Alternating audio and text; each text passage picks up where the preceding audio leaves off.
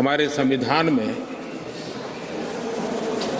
राज्यसभा की परिकल्पना उच्च सदन के रूप में की गई है। संविधान निर्माताओं का ये आशय रहा है कि ये सदन राजनीति की आपाधापी से ऊपर उठ करके गंभीर बौद्धिक विचार विमर्श का केंद्र बने और देश को दिशा देने का सामर्थ्य यहीं से निकले, ये स्वाभाविक देश की अपेक्षा भी रहे और लोकतंत्र की समृद्धि में ये योगदान ही उस समृद्धि को में अधिक मूल्य वृद्धि कर सकता है। आदरणीय सभापति जी, इस सदन में अनेक महापुरुष रहे हैं। मैं सबका उल्लेख तो न कर पाऊं, लेकिन लाल बहादुर शास्त्री जी हो,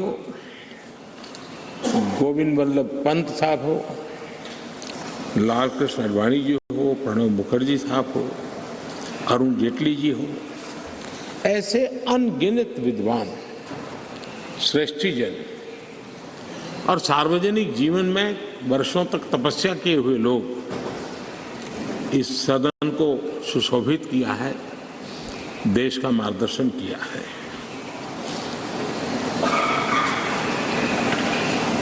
ऐसे कितने ही सदस्य जिन्होंने एक प्रकार से व्यक्ति स्वयं में एक संस्था के रहे, एक इंडिपेंडेंट थिंक टैंक के रूप में अपना सामर्थ्य देश को उसका लाभ देने वाले लोग भी हमें रहे हैं।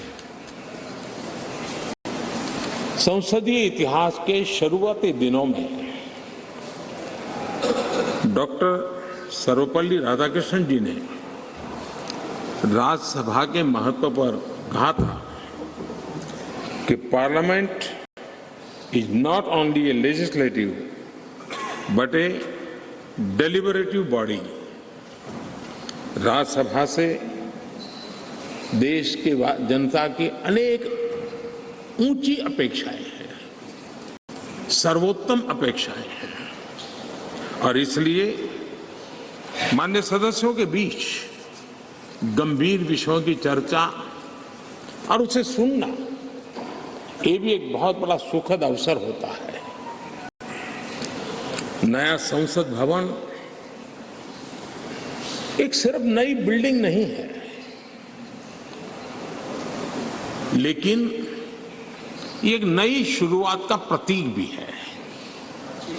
हम व्यक्तिगत जीवन में भी देखते हैं, जब किसी भी नई चीज के साथ हमारा जुड़ाव आता है तो मन पहला करता है कि अब एक नए वातावरण का मैं ऑप्टिमम यूटिलाइजेशन करूंगा, उसका सर्वाधिक सकारात्मक वातावरण में मैं काम करूंगा, एक सहज स्वभाव होता है। और अमृत काल की शुरुआत में ही इस भवन का निर्माण होना और इस भवन में हम सबका प्रवेश होना, ये अपने आप में हमारे देश के 140 करोड़ नागरिकों की जो आशा आकांक्षा है, उसमें एक नई ऊर्जा भरने वाला बनेगा, नई आशा और नया विश्वास पैदा करना बनेगा। आदरणीय सभापति जी, हमें तय समय सीमा में लक्ष्यों को हासिल करना है, क्योंकि देश, जैसा मैंने पहले भी कहा था, ज्यादा प्रतीक्षा नहीं कर सकता है। एक कालखंड था जब सामान्य मन को लगता था कि भी ठीक है, हमारे माँ बाप भी ऐसे गुजारा किया, हम भी कर लेंगे, हमारे नसीब में ये था, हम जी लेंगे। आज समाज जीवन की और खास करके नई पीढ़ी की सोच वो नहीं है और इसलिए हमें भी नई सोच के साथ, नई शैली के साथ सामान्य मानवी की आशा आकांक्षाओं की पूर्ति के लिए हमारे कार्य का व्याप भी बढ़ाना पड़ेगा। हमारी सीमा, सोचने की जो सीमाएं हैं, उससे भी हमें आगे बढ़ना पड़ेगा। और हमारी क्षमता जितनी बढ़ेगी, उतना ही देश की क्षमता बढ़ाने में हमारा योगदान भी बढ़ेगा। आदरणीय सभापति जी, मैं मानता हूं कि इस नए भवन में, ये उच्च सदन में, हम अपने आचरण से, अपने व्यवहार से संसदीय शुचिता के एक प्रतीक के रूप में देश की विधानसभाओं को, देश की स्थानीय स्वराज की संस्थाओं को, वहां की सारी व्यवस्थाओं को प्रेरणा दे सकते हैं। और मैं समझता हूं कि ये स्थान ऐसा है कि जिसमें ये सामर्थ्य सबसे अधिक है और इसका लाभ देश को मिलना चाहिए, देश के जनप्रतिनिधियों को मिलना चाहिए, चाहे वो ग्राम प्रधान के रूप में चुना गया हो, चाहे वो संसद में आया हो। और ये परंपरा यहाँ से हम कैसे आगे बढ़ाएं। आदरणीय सभापति जी, पिछले 9 वर्ष से आप सबके साथ से, सहयोग से देश की सेवा करने का हमें मौका मिला। कई बड़े निर्णय करने के अवसर आए और बड़े महत्वपूर्ण निर्णयों पर फैसले भी हुए। और कई तो फैसले ऐसे थे जो दशकों से लटके हुए थे, उन फैसलों को भी, और ऐसी निर्णय, ऐसी बातें थी जिसको बहुत कठिन माना जाता था, मुश्किल माना जाता था, और राजनीतिक दृष्टि से तो उसको स्पर्श करना भी बहुत ही गलत माना जाता था। लेकिन सबके बावजूद भी हमने उस दिशा में कुछ हिम्मत दिखाई।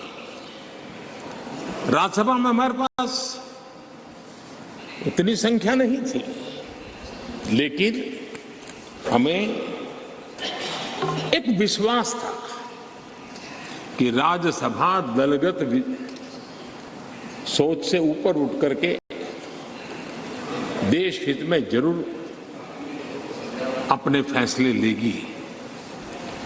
और मैं आज बड़े संतोष के साथ कह सकता हूं कि उदार सोच के परिणाम हमारे पास संख्या बल कम होने के बावजूद भी आप सभी माननीय सांसदों की मैच्योरिटी के कारण, समझ के कारण, राष्ट्रहित के प्रति अपनी जिम्मेवारी के कारण, आप सबके सहयोग से हम कई ऐसे कठिन निर्णय भी कर पाए और राज्यसभा की गरिमा को ऊपर उठाने का काम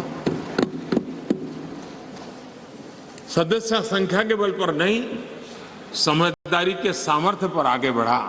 इससे बड़ा संतोष क्या हो सकता है। और इसलिए मैं सदन के सभी माननीय सांसदों का, जो आज वह हैं, जो इसके पहले थे, उन सब का धन्यवाद करता हूं। आदरणीय सभापति जी, लोकतंत्र में कौन शासन में आएगा, कौन नहीं आएगा, कौन कब आएगा, ये क्रम चलता रहता है, वो बहुत स्वाभाविक भी है। और वो लोकतंत्र की स्वाभाविक उसकी प्रकृति और प्रवृत्ति भी है। लेकिन जब भी विषय देश के लिए सामने आए, हम सब ने मिलकर के, राजनीति से ऊपर उठ करके, देश के हितों को सर्वोपरि रखते हुए कार्य करने का प्रयास किया है। आदरणीय सभापति जी, राज्यसभा एक प्रकार से राज्यों का भी प्रतिनिधित्व करती है। एक प्रकार से कोऑपरेटिव फेडरलिज्म, और अब हम जब कॉम्पिटिटिव कोऑपरेटिव फेडरलिज्म पर बल दे रहे हैं, तब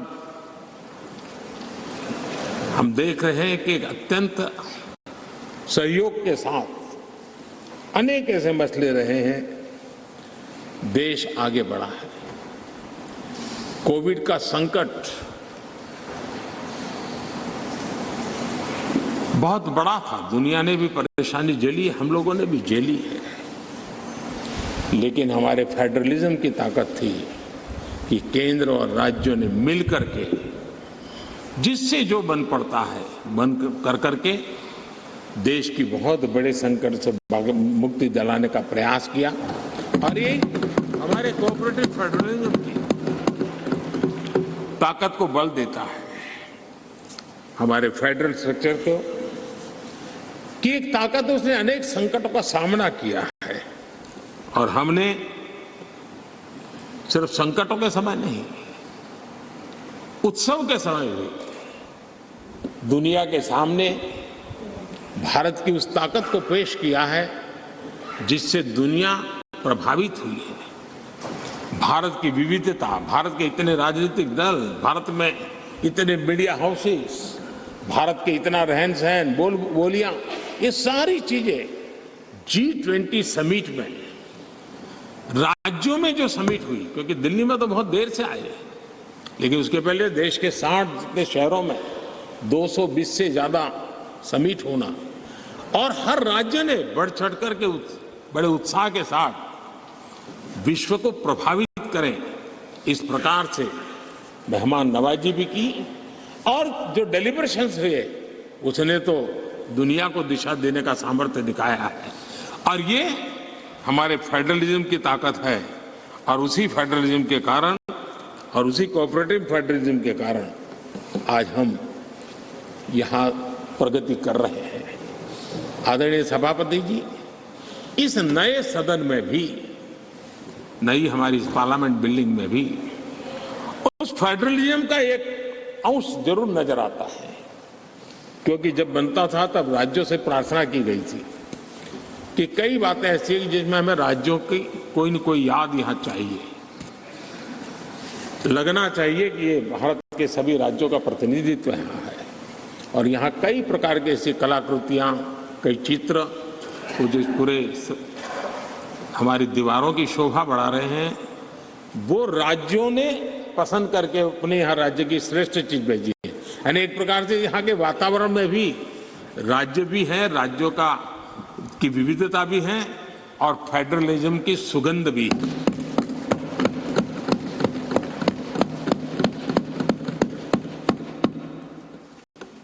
आदरणीय सभापति जी, टेक्नोलॉजी ने जीवन को बहुत तेजी से प्रभावित किया है। पहले जो टेक्नोलॉजी में बदलाव आते में 50-50 साल लग जाते थे, वो आजकल कुछ हफ्तों में आ जाते हैं। आधुनिकता अनिवार्यता बन गई है और आधुनिकता को मैच करने के लिए हमने अपने आप को भी निरंतर डायनेमिक रूप से आगे बढ़ाना ही पड़ेगा, तब जाकर के उस आधुनिकता के साथ हम कदम से कदम मिलाकर के आगे बढ़ सकते हैं। आदरणीय सभापति जी, पुराने भवन में हमने, जिसको अभी आपने संविधान सदन के रूप में कहा, हमने वहां कभी आजादी का अमृत महोत्सव बड़े आन बान शान के साथ मनाया। 75 साल का हमारी यात्रा की तरफ हमने देखा भी और नई दिशा, नया संकल्प करने का प्रयास भी शुरू किया है। लेकिन मुझे पूरा विश्वास है कि नए संसद भवन में आजादी की जब हम शताब्दी मनाएंगे, वो स्वर्ण शताब्दी विकसित भारत की होगी, डेवलप्ड इंडिया की होगी, मुझे पूरा विश्वास है। पुराने भवन में हम 5वीं अर्थव्यवस्था तक पहुंचे थे। मुझे विश्वास है कि नई संसद भवन में हम दुनिया की टॉप 3 इकोनॉमी में स्थान प्राप्त करेंगे। पुराने संसद भवन में गरीब कल्याण के अनेक इनिशिएटिव हुए, अनेक काम हुए। नए संसद भवन में हम अब 100% सैचुरेशन, जिसका हक है उसको पूरा मिले। आदरणीय सभापति जी, इस नए सदन की दीवारों के साथ साथ हमें भी अब टेक्नोलॉजी के साथ अपने आप को एडजस्ट करना पड़ेगा, क्योंकि अब सारी चीजें हमारे सामने आईपैड पर है। मैं तो प्रार्थना करूंगा कि बहुत से माननीय सदस्यों को अगर कल कुछ समय निकाल करके उनकी अगर परिचित करा दिया जाए टेक्नोलॉजी से, तो उनकी सुविधा रहेगी। वहाँ बैठेंगे, अपनी स्क्रीन भी देखेंगे, ये स्क्रीन भी देखेंगे, और टेक्नोलॉजी वाले अगर, तो हो सकता है कि उनको कठिनाई ना आए। तो आज मैं अभी लोकसभा में था तो कई साथियों को इन चीज़ों को ऑपरेट करने में दिक्कत हो रही थी। तो ये हम सबका दायित्व है कि हम उसमें सबकी मदद करें। तो कल कुछ समय निकाल करके अगर ये हो सकता है तो अच्छा होगा। आदरणीय सभापति जी, इस डिजिटल का युग है। हमने इस सदन से भी उस चीजों से आदतन हमारा हिस्सा बनाना ही होगा। शुरू में थोड़ा दिन लगता है, लेकिन अब तो बहुत सी चीजें यूजर फ्रेंडली होती हैं, बड़े आराम से इन चीजों का अडॉप्ट किया जा सकता है। हम इसको करें। मेक इन इंडिया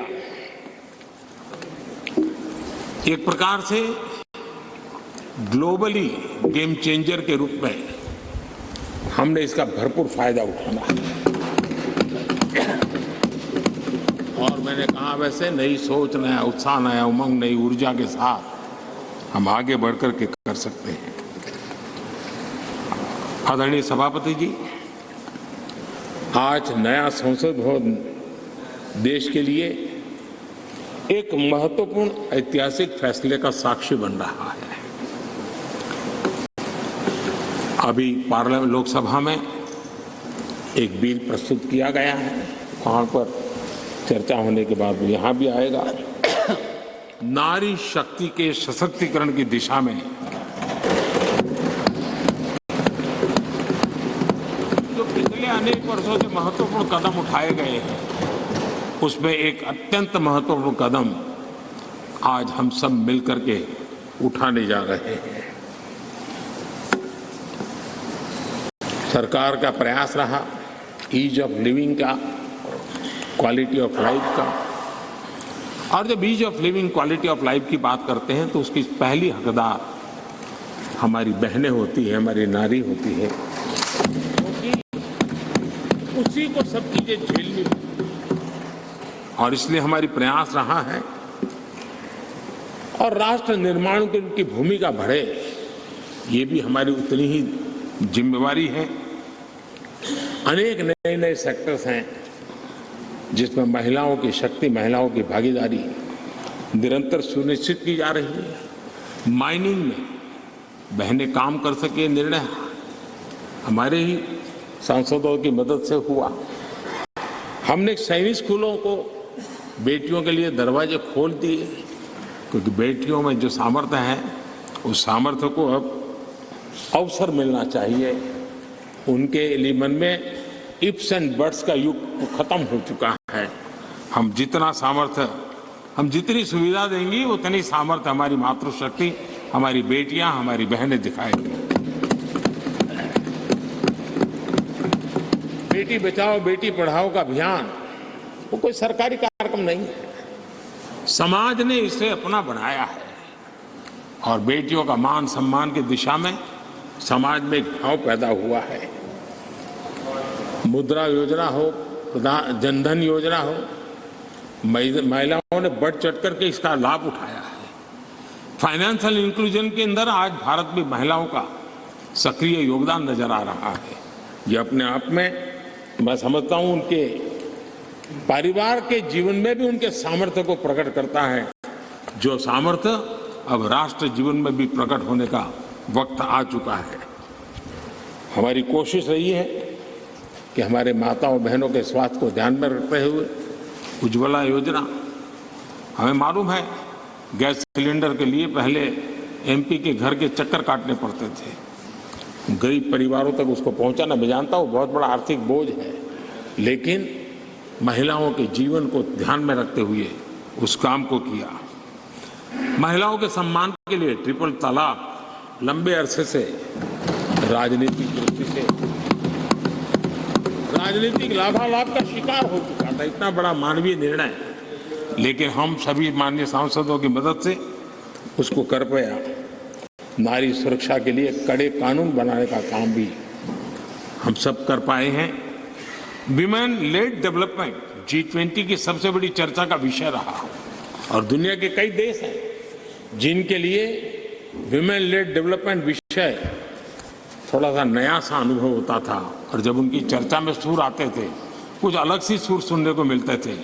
लेकिन G20 के डिक्लेरेशन में सबने मिलकर के विमेन लेड डेवलपमेंट के विषय को अब भारत से दुनिया की तरफ पहुंचा है, ये हम सब के लिए गर्व है।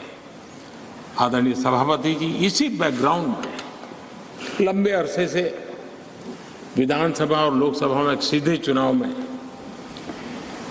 बहनों की भागीदारी सुनिश्चित करने का विषय है और ये बहुत समय से आरक्षण की चर्चा चली थी।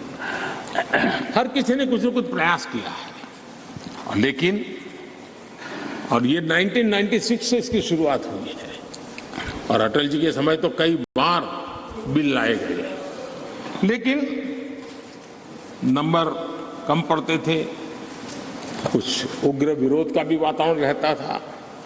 एक महत्वपूर्ण काम करने में काफी असुविधा होती थी। लेकिन जब नए सदन में आए हैं, नया होने का एक उमंग भी होता है, तो मुझे विश्वास है कि ये जो लंबे अरसे से चर्चा में रहा विषय है, अब इसको हमने कानून बना करके हमारे देश की विकास यात्रा में नारी शक्ति की भागीदारी सुनिश्चित करने का समय है।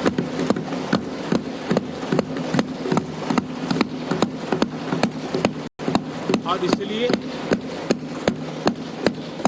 नारी शक्ति वंदन अधिनियम संविधान संशोधन के रूप में लाने का सरकार का विचार है, जिसको आज लोकसभा में रखा गया है। कल लोकसभा में इसकी चर्चा होगी और इसके बाद राज्यसभा में भी आएगा। मैं आज आप सबसे प्रार्थना करता हूं कि एक ऐसा विषय है जिसको अगर हम सर्वसम्मति से आगे बढ़ाएंगे तो सच अर्थ में वो शक्ति अनेक गुना बढ़ जाएगी। और जब भी बिल हम सबके सामने आए, तब मैं राज्यसभा के सभी मेरे माननीय सांसद साथियों से आज आग्रह करने आया हूं कि हम सर्वसम्मति से जब भी उसकी निर्णय करने का अवसर आए, आने वाले 1-2 दिन में आप सबके सहयोग की अपेक्षा साथ मैं मेरी वाणी को विराम देता हूं। बहुत बहुत धन्यवाद।